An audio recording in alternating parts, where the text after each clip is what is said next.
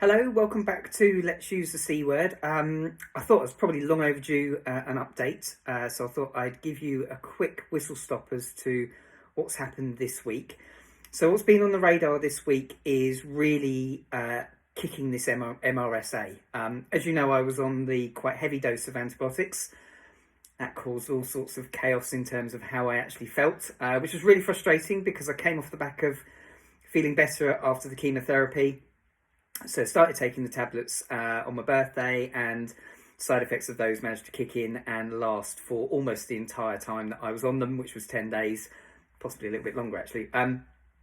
But having said that, they were there designed to ensure that I would clobber this MRSA, which obviously has been proving quite tricky. Now, the way that I have to ensure, or the way I get confirmation that that's happened and it's worked, is I need to have 3 tests that are 48 hours apart, and all 3 need to come back as negative. So I had my first one on Tuesday, and I found out on Wednesday that that was negative, so that was really good.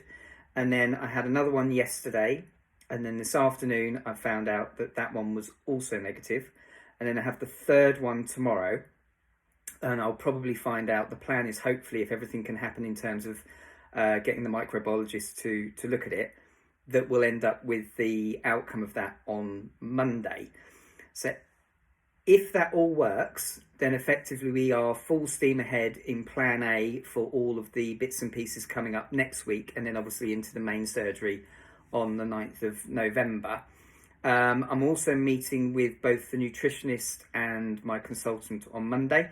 So again, I'll get a little bit more visibility, hopefully, on a bit of the ins and outs of as to what's happening, and also talk to my nutritionist.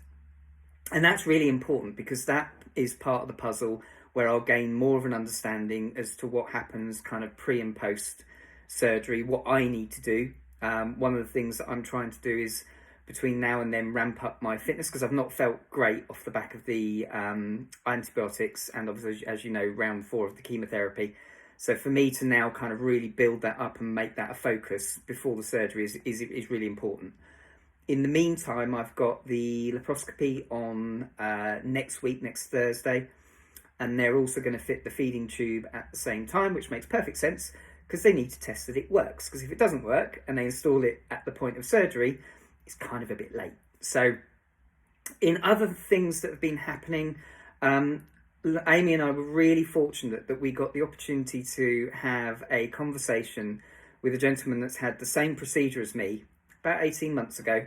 And this week we had a FaceTime call because they're currently in America. And we had a FaceTime call with them for, well, over an hour and a half.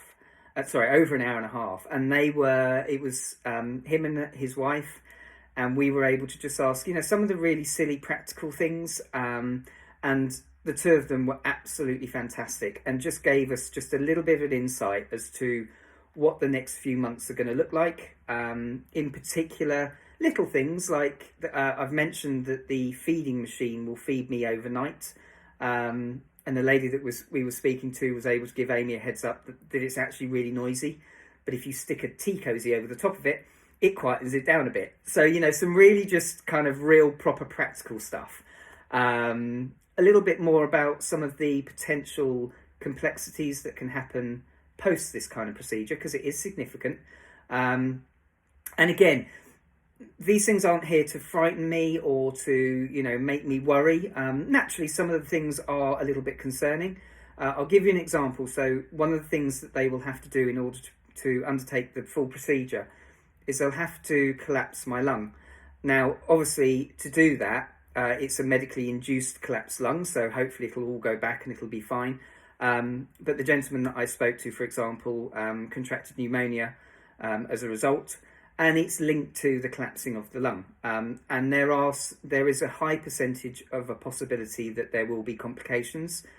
But those complications are usually relatively minor and easier to fix than the kind of broader thing that we're trying to tackle here. So you go in eyes open. It's not necessarily the case that I will get any of this stuff, but it's just quite nice to get that little bit of a heads up that it might be coming. And it just means that should it happen, it's a less of a surprise.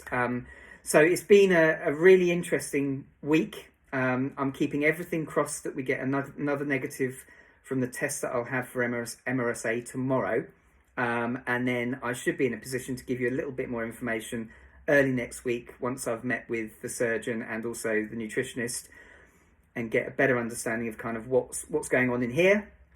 And then we'll have a full plan ready for the surgery, which is going to be, as I said, on the 9th of November. So thank you again for listening, and I'll keep you informed as to what we learn next week.